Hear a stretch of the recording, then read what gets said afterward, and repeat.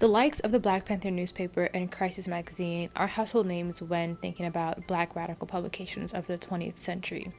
These are often considered to be the means through which Black folks expressed discontent, created agendas, and waged resistance. However, by exploring some lesser known or lesser studied early 20th century publications like the Negro World, and later with a focus on the Burning Spear newspaper, I want to use this video to explore and find the ways that the complex origins of the Black radical press are better seen through the publication's own tactics and practices, employing a healthy deception and open earnestness that help reconfigure how we understand the ways Black radical presses navigated their hostile environments as they grew to become diasporic and antithetical to the American ethic of neoliberal capitalism. So exploring the paratext, things like the design, the advertising, and the colors they used, and the positive action of these publications reveals that Black radical publications were a site of resistance and self-actualization, while also complicating our accepted system of periodization, the way we categorize the papers within predetermined historical eras.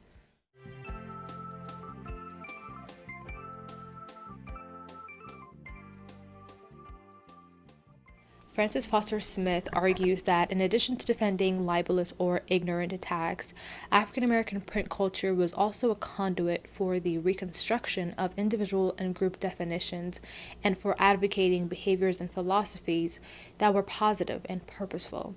The African American press, more specifically, argues Foster, owed as much, if not more, to the desire to create a positive and purposeful self-identified African America as to any defensive gestures responding to racist attacks and libel.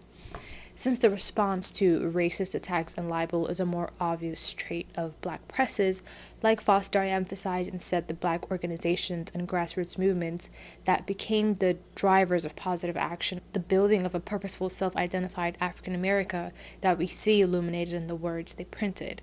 Printed words became the vehicle through which the African Blood Brotherhood, the Universal Negro Improvement Association, the National Association for the Advancement of Colored People, and many other organizations not only waged struggles against the powers that be, but also created worlds and meanings in their own right. Before these Black radical presses shed all sense of propriety and respectability, they had to maneuver the American public through somewhat duplicitous means.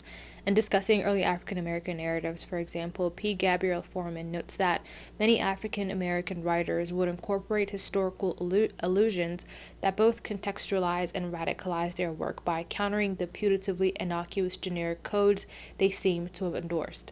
So Foreman constructs this framework concerning narrative form, specifically the ways in which Frances E.W. Harper conceals much of her radicality in Iola Leroy, as well as Harriet Jacobs in Incidents in the Life of a Slave Girl. This process of concealing part of what makes up what Foreman calls the histotextual can be useful when thinking about early 20th century Black radical presses, how they would disguise themselves in design and in the content of their unassuming early pages to conceal their more radical and hence truer orientation. For example, in its November 1910 edition, Crisis magazine waits until about its 10th page to really describe its objective. Its inconspicuous and, dare I say, sort of simplistic cover lists unprovocative article titles accompanied with an idyllic sketch of a Black child that work together to make this particular issue and succeeded once as well as non-threatening as possible at first glance. Perhaps its only hint to its radical content is really encompassed in the striking title, its name, Crisis, a sort of reference to the state of things for Black people and the publication's true concern, despite claiming that it is, quote, Catholicity and tolerance, reason and forbearance that can make the world-old dream of human brotherhood approach realization. It's not until page 11 that readers really get a hint of its radicalism, even then shrouded in metaphor. The Crisis likens its promotion of agitation to the remedying of the disease that is American society. So this takes a drastic turn, however, when about 9 years later, the September 1919 issue outwardly called for self-defense, 46 years before the formation of the Black Panther Party, and really self-defense is sort of put front and center in Black resistance movements. So in its now opening column opinion, Du Bois writes, "Today we raise the terrible weapon of self-defense. When the murderer comes, he shall no longer strike us in the back. When the armed lynchers gather, we too must gather armed." So this shift is also evident in its prioritization of advertisements, right? Rather than an advertisement for an art school, as was the case with the second page of the 1910 issue, the 1919 issue lists several atrocities that Black people have been experiencing despite the end of the World War I, and then directly calls for Black people to join the NAACP. This change in tone can be attributed to the fact that by the late 1920s, Black people were facing very much high-end repression through the likes of the KKK and their mass lynchings, right? Black people fought and died in a war they had no stake in for a country that made it its personal task to make life for Black folks as unlivable as possible. In the face of heightened repression, radical, though tame, Black presses of the early 20th century abandoned their performed demureness. So the concealment also finds expression in the newspaper's design as well, or its paratext. In his article about Richard Wright, Kinohi Nishikawa argues that the paratext surrounding aspects like chapter headings, table of contents, cover or jacket design are elements that provide the conditions for textual meaning in the first instance. For example, the Negro World's first page and succeeding pages for that matter look exactly like those of popular establishment newspapers like the New York Times and the Washington Post. Though it can be argued that this is the general aesthetic of newspapers of the 20s, this deliberate choice, I think, invites a closer look. Existing in the periphery of the political scene, ridiculed by both the establishment and other Black radical publications, the Negro World's front design, I think, helps it blend in to make accessible and approachable its more radical content. The elements of the design are too coincidental to see it as a mere adaptation. For example, rather than the left-hand box reading all the news as fit to print as it does in the New York Times, the Negro World reads the voice of the awakened Negro, the peerless paper. It uses the same exact font for its masthead, granted with an illustration of an Egyptian pharaoh, with the phrase, a newspaper devoted solely to the interests of the Negro race. The Negro World uses the same font as the New York Times in the body of its column as well. However, this is also the same moment that this pattern is terminated in terms of adaptation or looking like the New York Times. Rather than localized and posh stories of Harvard beating Yale in a game, the Negro World covers the issues most pertinent to Black peoples of the world. A story in Cairo, the Dominican Republic, and Cuba are laid out side by side with developments in Oklahoma and Georgia all on its first page. It's already inherently international in the way that it speaks about Black people. A supplementary concept that I think also helps locate radical presses is Kinohi Nishikawa's call for scholars to, quote, reflect on the lostness or condition of being lost that characterizes African American archives in the wake of institutionalization. Here, Nishikawa advocates for the study of lost literature not within the context of predetermined periodizations, but rather as autonomous objects that complicate our notions of the very same way that we periodize history. So, for example, as I myself track the genealogy of Black radical prints, I realized that the obscurity or lostness of certain publications, rather than add to our categories, actively work to trouble our preconceived notions of Black presses at large. An example is the African Blood Brotherhood and its organ, the Crusader, an early 20th century newspaper that was contemporary to the UNI's The Negro World, Crisis, and The Guardian. The African Blood Brotherhood is more of a proto-Black power organization that is more closer to the likes of the Black Panther Party of the 60s than it was the NAACP, for example, as the Crusader became its official organ in June 1921. In that same issue, the African Blood Brotherhood printed its constitution in its entirety, its purpose being the mobilization of Negro thought and the organization of Negro manhood and womanhood toward meeting intelligently and fearlessly our problems and conquering the enemies of the Negro race wherever they are found, the white capitalist. In its time, the Crusader stood out politically to be an avowedly Marxist newspaper led by a Black organization, as opposed to the Negro Worker, which was directly owned by the Comintern. The Crusader had more in common in style and design with Crisis, its less radical counterpart, at least at the time, but received much less attention in succeeding scholarship.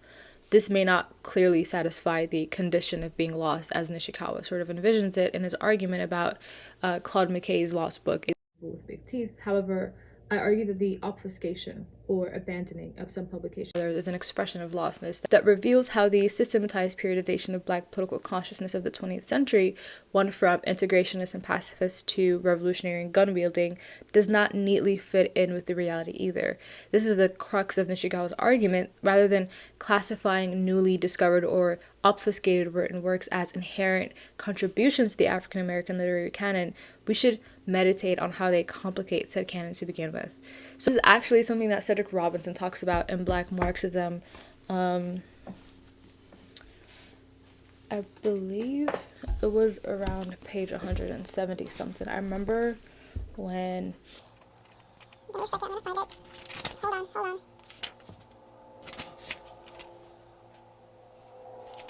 I'm close. Okay, so this is what Robinson says on beginning of chapter 8, the formation of an intelligentsia. This is page 175 of this edition. So he says, certain habits respecting the framing of events, especially among scholars and ideologues accustomed to assuming the existence of qualitatively distinct stages of human development, tended to trivialize or diminish the significance of precedents of too long-standing account. Enmeshed as they were in historical traditions boasting of, say, Elizabethan and Edwardian eras, Jeffersonian or Jacksonian structures, and so on, rather singular and often superficial benchmarks had become the rule for establishing the setting of human activity. Divisions of historical time seemed particularly easy things to recognize, attribute, distribute, and declare. To such intellects, then, the 20th century would seem a text in its own right. In a moment, we shall investigate how poor a preparation this would be for the proper placement of Black revolutionary thinkers. So it's this concept of the way that we understand and organize history in itself may be not the best system for understanding historical trends in Black history, specifically Black theorists and Black radical thinkers that were inspired by events and traditions that was very much so before their time, but it's still the sort of same consciousness running through, same theme that is running through the Black experience and, the Atlantic and so on. And so that's particularly what Cedric Robinson is saying here in this particular chapter, but I think it goes back to what Kinohei Nishikawa was talking about as well in terms of how we understand Black literature too, right? If we discover something, and he talks about this specifically in when Claude McKay's Amiable with Big Teeth, I haven't read that, but he talks about how when that was sort of discovered by scholars, there was a sort of rush to put it into the era of the Harlem Renaissance because it was written around that time, but he's rather saying, well, instead of rushing to fit it into something that it's a trend that we've already picked up on, how does it complicate such trend, especially if the content of the book doesn't even go with the themes and aspirations and messages of that time period. And so it's again about the way we place things throughout history need to be examined on their own. So I think the above concepts have helped us better understand and, more importantly, locate various radical publications that have had to sort of move covertly during the time of their circulation in order to end or have slipped the immortalizing power of the archives in various degrees, right? Because not all our newspapers, whether we like it or not, have made it into archives that we can all access. And so we might have never... There are probably a lot of newspapers that we don't even know about that probably went so much to certain communities. But again, because of the fact that they slipped, the archives, they were lost and need to be discovered. So here we turn to the Burning Spear newspaper, a publication that further reveals how Black publications maneuver in strategic ways to exist, having to fight for visibility as opposed to blending in. Since its 1969 inception up to now, the Burning Spear has remained a publication mostly known by those in its general vicinity, first in St. Petersburg, Florida, and later in Oakland, and by those located near various outposts of the African People's Socialist Party, its organization.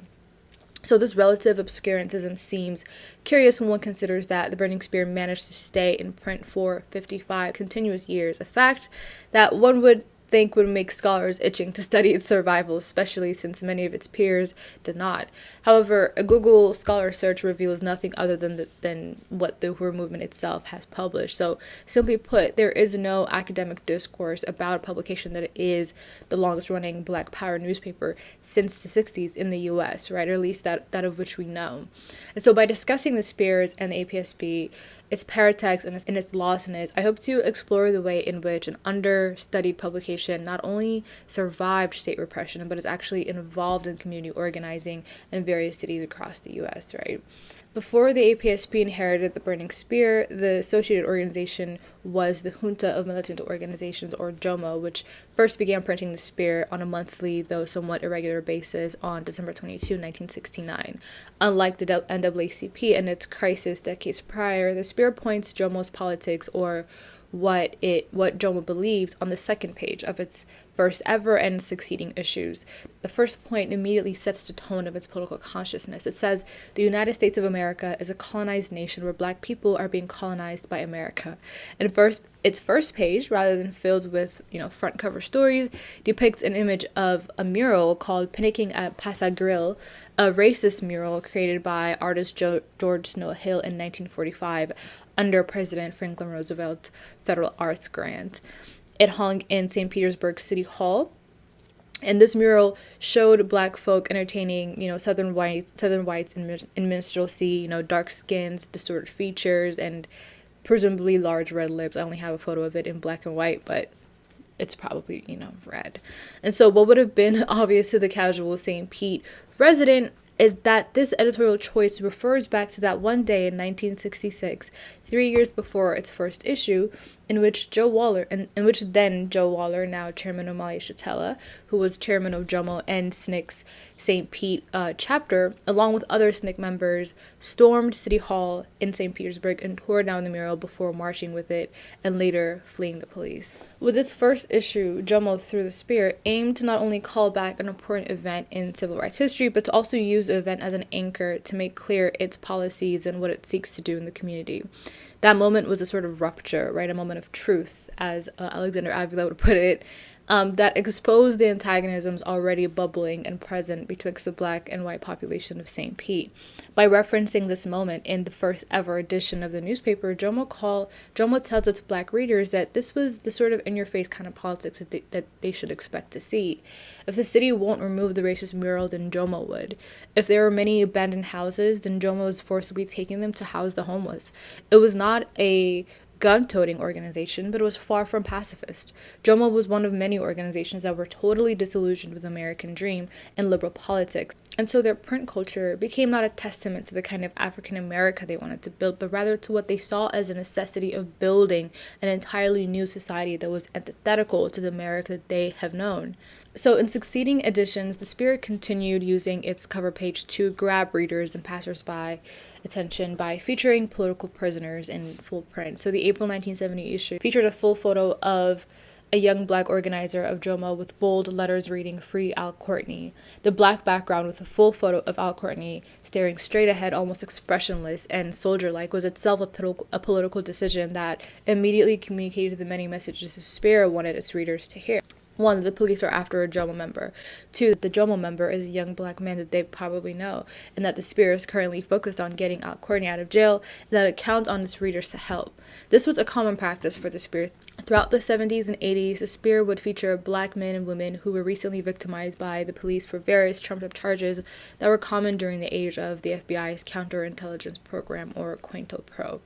Its October 30, 1970 and February 1st, 1971 front covers, for example, read "Free Angela Davis" and "Free Connie Now," respectively. These bold covers not only stood out visually, but pointed to how graphic design became a vital tool for reinforcing underlying editorial beliefs. Right, this is an argument that James West makes in talking about Emory Douglas's work with the Black Panther newspaper. So if, as point 4 of JOMO's What JOMO Believes states, all Black people in jails and prisons throughout this country are political prisoners and not criminals, it only makes sense it ardently backed those deemed domestic terrorists like Angela Davis and later Sada Shakur had been. By the early 80s, the Spear was able to incorporate some color for its masthead and aspects of the page, with the exclusion of color photos, suggesting that community support was at this point growing stronger, especially considering that outside ads were never used. The Spear began the 80s with covers that featured impactful photos with a text that was a call to action or a political message, or frankly, propaganda. The February 1982 issue showed the famous photos of Malcolm X with a rifle in hand, peeking out the window with the words, "The memory of Malcolm X lives in the blood and struggles of African people throughout the world." The September 1982 cover had Ronald Reagan with the words, "This man is a terrorist," in black, bold letters. The Spear in the 80s, much like the Black Panther through Emory Douglas' artistic works, developed its iteration of a distinct Black Power style.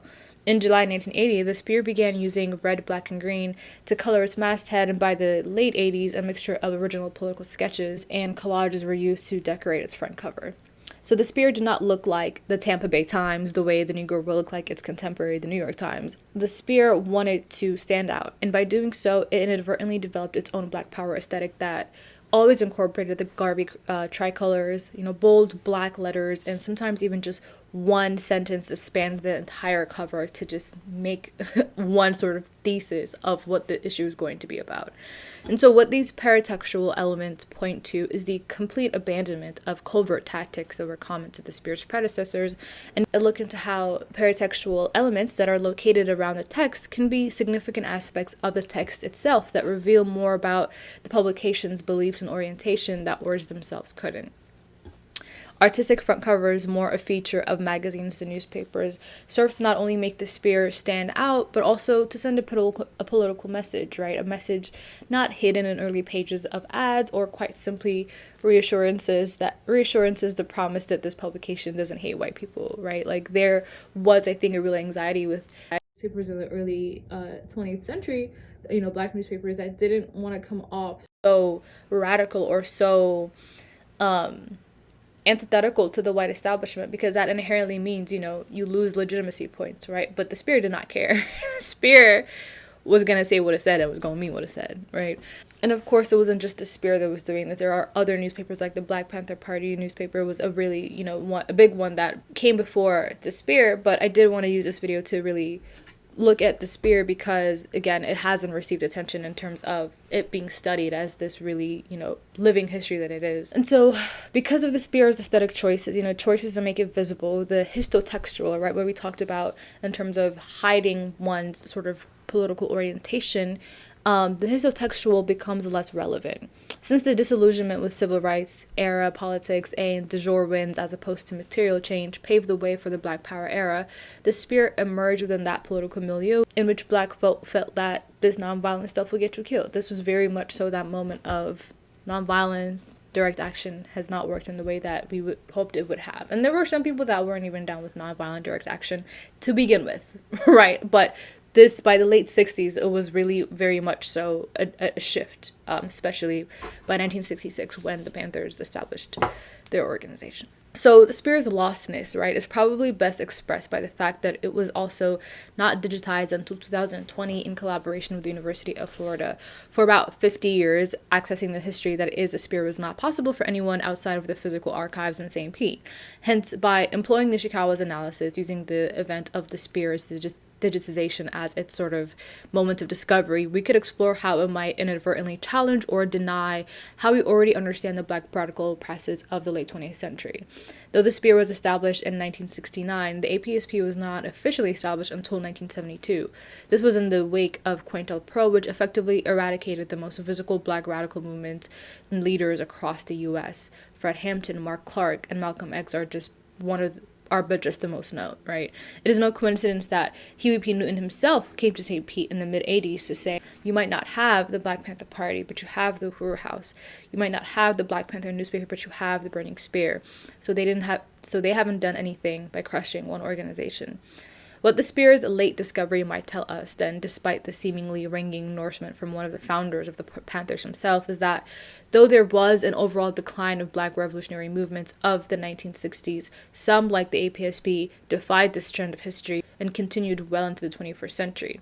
The movement still holds annual Black People's Marches on the White House, Sunday rallies in St. Pete, annual March for Reparations, On the economic side, the movement runs the Black Power Blueprint, a program that tends to the abandoned and blighted Black communities in St. Louis through economic development projects and just so much more, right? And so how the spear complicates our understanding of the Black Power era then is by demonstrating that the same era, that same consciousness, and that same drive for winning material benefits and gaining material gains, I guess, continues to live with us today. And Black people's printed material, if not the materialist work itself, becomes the living piece of history that it is instructive for future organizers. It seems appropriate then now to revisit Foster's narrative, where she identifies and calls out the essence of Black print culture, the people.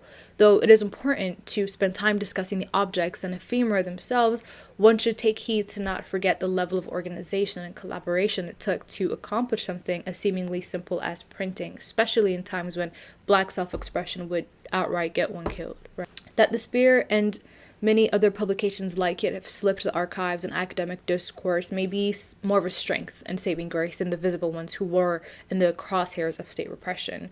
In discussing Liberator's unexpected longevity, for example, James E. West mentions how its editors had jokingly attributed its survival to the journal being too poor to be sued and too small to be attacked. Though this might have been said in a joking manner, West argues that the marginal status of these periodicals allowed them to produce more radical forms of illustration and graphic design and develop covers which would never have been published in outlets that were more dependent on advertising revenues. So in a way, the fact that the Spear was not hyper visible like the Black Panther or even the Negro World decades before may have allowed it to last as long as it did, most known to those who was among and unencumbered by the dependency on advertisements that might contradict its politics. What I've helped illuminate then is how the origins of the Black radical press were set for both Black world building and self-defense, driven through the efforts of organizations like the UNIA, the NAACP, the ABB, and in the late century by SNCC, the Black Panther Party, the APSP, and many others that have slipped the archives. The study and rigorous theorizations of Black print culture at large have provided the various conceptual tools to see how Black people's written words, be they in narrative form or a short article that ignites the world, are liberatory practices that have had to conceal and transform to stand the repressive test of time, making their rediscovery an ongoing yet fruitful task that Black print scholars of now and posterity must indeed undertake. So that was fun. And yeah, so I should probably also mention that I am currently the managing editor of the Burning Spear newspaper, and we are very much still in print and online as well. Let me see if I have a copy around here. I should. Okay, I can't find some of my recent ones, but here, this is what it looks like. This is some of our old ones. This is from it's 2021, okay? It's an old one. This was our September 2023 edition. Very much alive, still going, still happening. Every month, get your Spear, get a bundle of the Spear for $25. You could also just get, a yearly subscription, and you can have one mailed to your house every month. Get to read the oldest Black Power newspaper in continuous print.